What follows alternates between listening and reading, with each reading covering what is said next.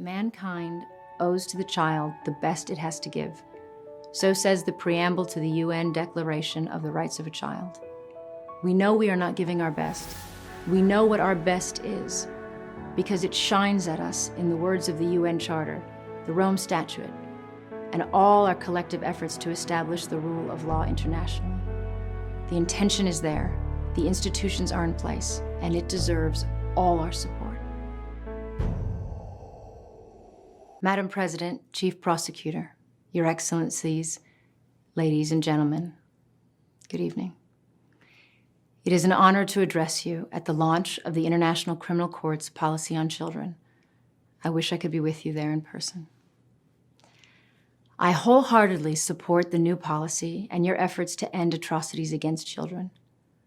Over 60 years of international humanitarian law, human rights law, international jurisprudence, and Security Council resolutions demand the protection of children during war and armed conflict.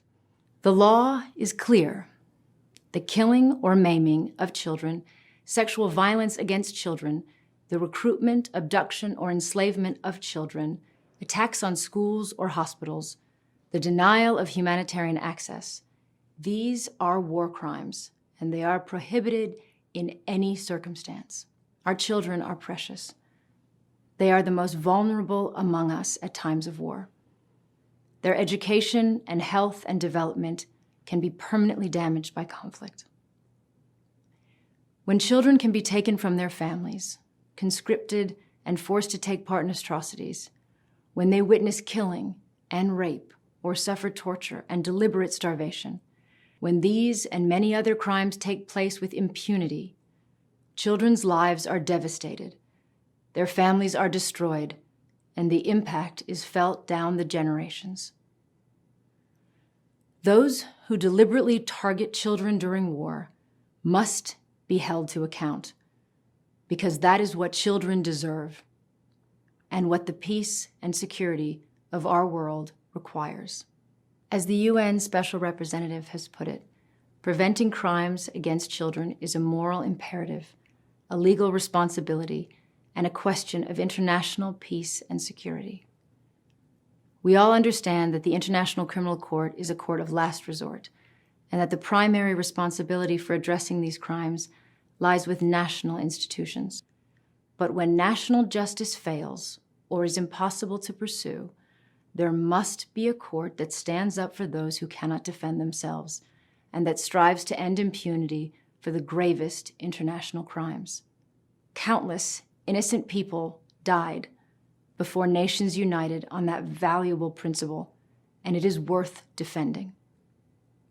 The International Criminal Court is currently facing great political pressures and challenges. But we learn from history that when our institutions are challenged, we should not abandon them or undermine them. We should improve them. Strengthening the court and universalizing the Rome Statute has never been more important. I recently met a young Syrian girl in a hospital in Jordan who witnessed her brother killed by a barrel bomb, which left her unable to walk. She is one of well over 10,000 Syrian children injured or killed in that conflict.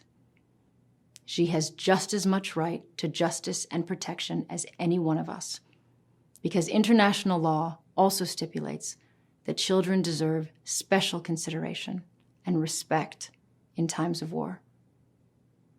Yet no one in the international community is currently holding out any hope of justice for that little girl and all those like her in Syria. Impunity anywhere is a threat to justice and security everywhere.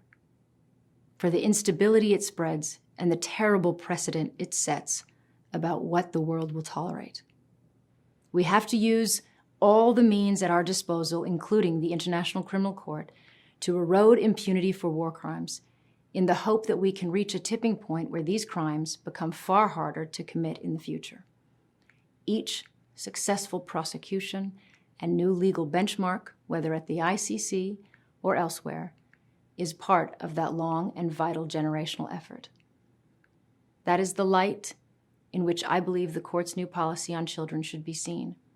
I particularly welcome the commitment to include charges for crimes against children wherever the evidence permits, as part of a more systematic approach. I congratulate the Office of the Chief Prosecutor and all those working on the policy. And I thank the judges, prosecutors, investigators, and all other ICC staff who work to bring justice in these distressing cases, as well as the NGOs helping survivors bring their cases forward. Now that the policy is in place, I hope it will be implemented.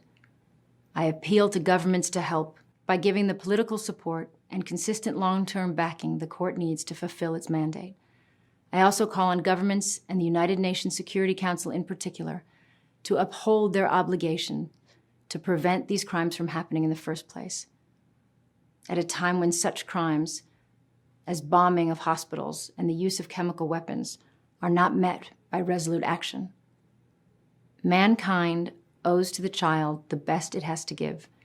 So says the preamble to the UN Declaration of the Rights of a Child.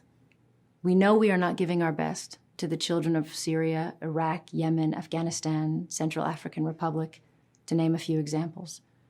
We know what our best is because it shines at us in the words of the UN Charter, the Rome Statute, and all our collective efforts to establish the rule of law internationally. The intention is there. The institutions are in place. We have to find the political will to meet our responsibilities and do so continuously over many years and in all places where war crimes are being committed.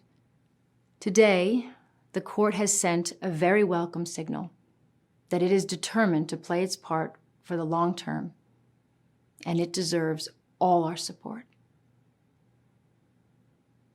Thank you very much.